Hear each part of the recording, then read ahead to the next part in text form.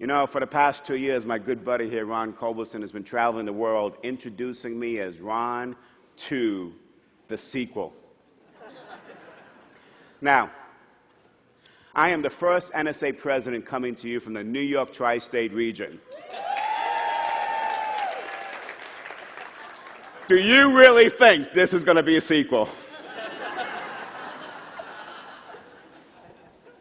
For one thing, you know, Ron are really opposite of each other. He lives in Virginia, and to us in New Jersey, that's the deep South.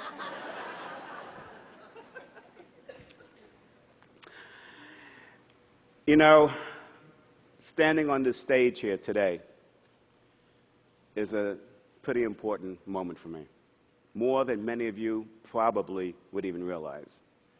You see, when I was a young boy, I was diagnosed with this disorder.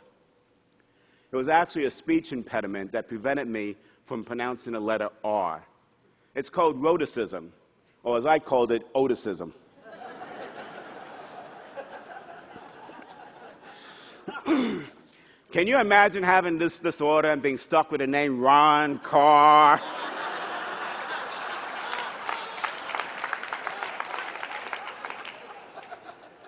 I mean, I try to introduce myself to a girl when I was young, and I go, "Hi, my name is Ron Karr." "No, Ron Karr." "No, Ron Karr." I mean, they ask you, "From Boston?"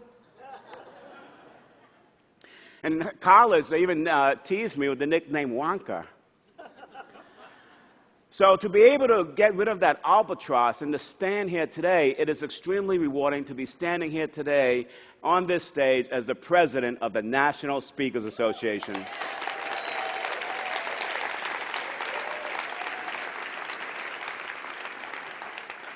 My friends who know me often think of me as a blend between these three guys from New Jersey: Governor Chris Christie, the late Tony Soprano, and Bruce Springsteen. Just go with me here. Like Chris Christie, I'm going to tell it like it is. Like the late Tony Soprano often did, I will do whatever I have to.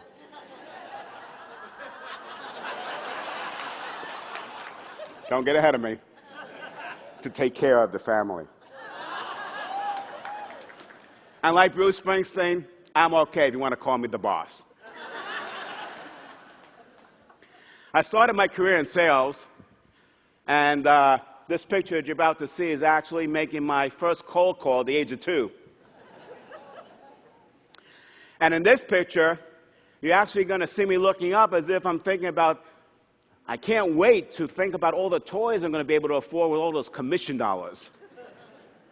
You know, speaking about sales, I was in the movie theater about 3 months ago, and I saw this commercial for Mazda in which they talked about conviction, creativity, and courage. Now, I still have no clue what those words have to do with selling a Mazda, but I do know that they perfectly describe us as speakers, entrepreneurs, and the very essence of NSA. As speakers, we have conviction in our message and desires. We have a story to tell and a dream to bring into reality. We're often seeking creative ways on how to enhance our success. And each and every day we take this platform, we courageously put forth our ideas and thoughts, sometimes not knowing how they are going to be accepted. Conviction, creativity, and courage are also the words that I would perfectly describe a person who is very close to my heart, a mentor, a best friend, my mother, Miriam Karr. Recall this situation, or just think about this for a second. It's 1935. You're in your native Poland, and there's issues happening around the world. Imagine having to make this gut-wrenching decision when she and her 2 sisters and her parents decided to leave that native home to escape the inevitable events that were about to occur. And they went to Palestine. Where underage, she left home against the wishes of her father and enlisted in the Israeli army, only to rise to one of the highest-ranking female officers.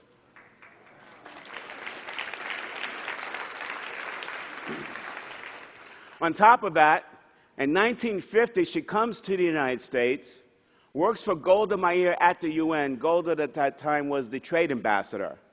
She's working full-time during the day, taking a full course load at night at NYU, and earns her degree in economics in 4 years, and goes on to become one of the prominent economists of her day, with many seeking her opinions, including sitting U.S. presidents.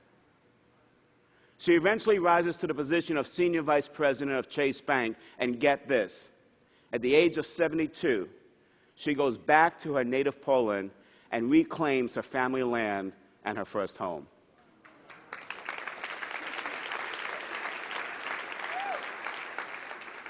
She was fearless and tough, yet humble and giving, always. Now, I don't suggest that I'm all these things all the time, but I do aspire to be them in my life, in business, and as your president.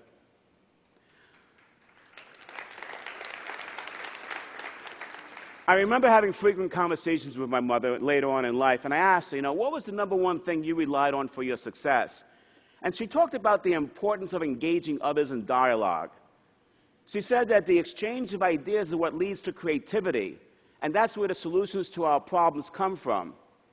This past spring, 60 CSPs and CPAEs came to Chicago for the CSP Summit.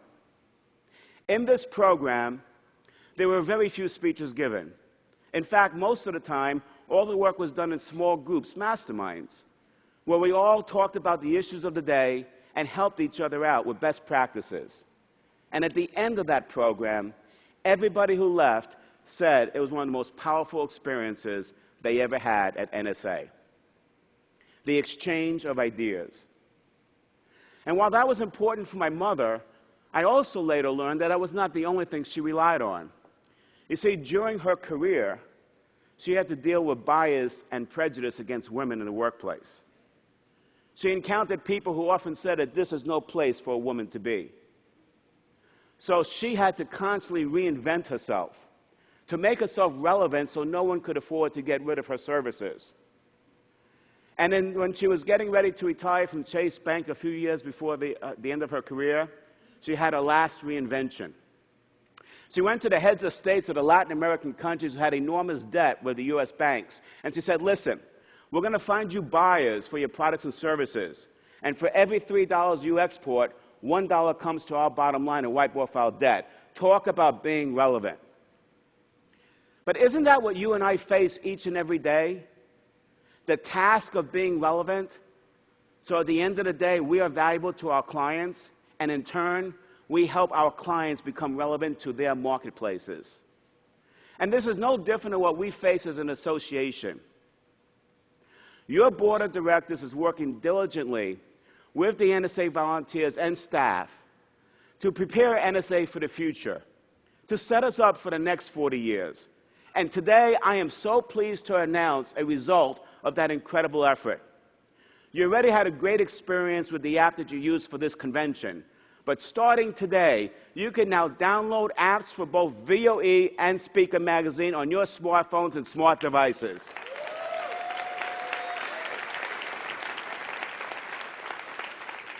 From now on, you can listen to and read what you want to, when you want to, and where you want to. This is what the world's calling for, flexibility. The ability to get to the information you need fast without having to wade through all that other stuff. This is the new NSA.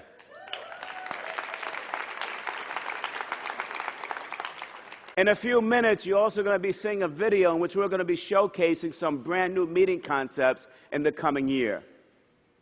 But the world we live in today is still volatile. But I believe that the world needs all of us today more than ever. As we saw this week, we need our humorists to teach us the lighter side of things and to reduce stress. We need our customer service experts to teach us how to enhance customer experiences. We need our sales experts to grow, our leadership experts to help guide the ship, those motivational moments to break through the barriers. Yes, the world needs us more than ever, and we need each other more than ever.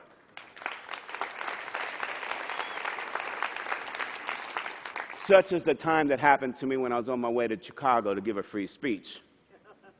It was one of those events where my colleague said, Ron, you got to go and speak at this conference. You're going to speak for free, you're going to fly for free, and you're going to bring 200 handouts at your own expense. How many of you can relate? So I remember being on a plane, and they also told me, look, there's going to be 200 senior executives in this meeting. And if you just show them how great you are, they're going to throw their business cards at you.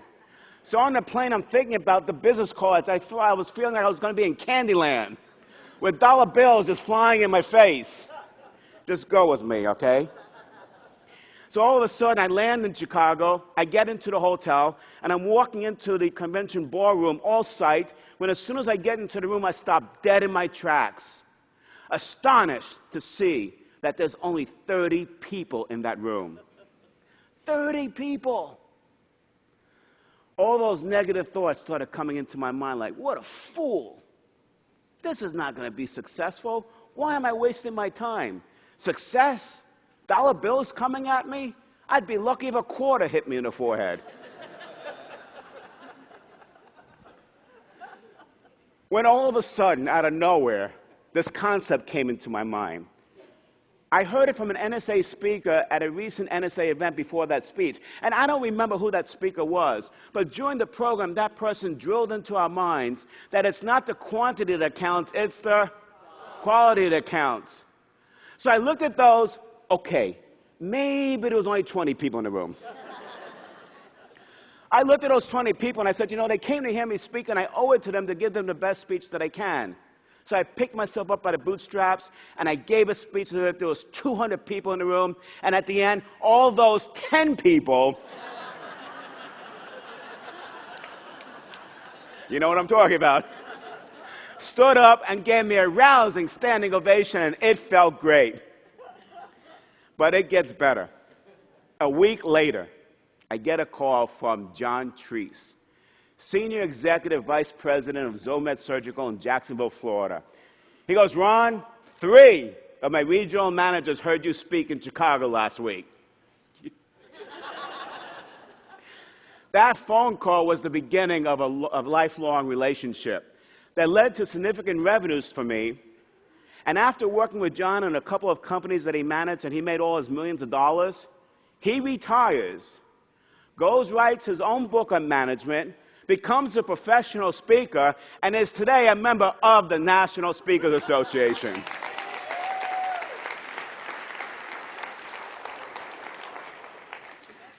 Yes, we need each other more than ever. You know, recently, New York City lost one of its most beloved mayors, Ed Koch. I remember this scene vividly. It was 1978, my first sales job. It was the summer. And I was sitting on the steps of Federal Hall on the corner of Wall Street having lunch. When around the corner comes this bald-headed man. And he comes in front of the steps and he looks up to the crowd and he goes, ladies and gentlemen, my name is Ed Koch and I'm running for mayor of New York City. So how am I doing? That line, how am I doing, became legendary and it cemented his legacy. I promise you, I am not going to be asking you how I am doing. I'm going to be asking you how we're doing. Because in the end, we are in this together. Today, the economy is getting stronger, and we are on the rise. But yet, all of us still yearn to do even better. The NSA volunteers and staff are dedicated to continue to think creatively and come out with additional innovative products and services that are going to help all of us stay relevant and achieve the business that we both deserve and desire. And it is my honor to lead that charge for you this year. In New York, we cut to the chase. So here's the bottom line. We want to succeed today. Being good is not enough. We must be great at what we do. So I invite all of us to join together and be great. Or, in the words of the boss, Bruce Springsteen, let's come on up for the rising. Let's together come on up for the rising.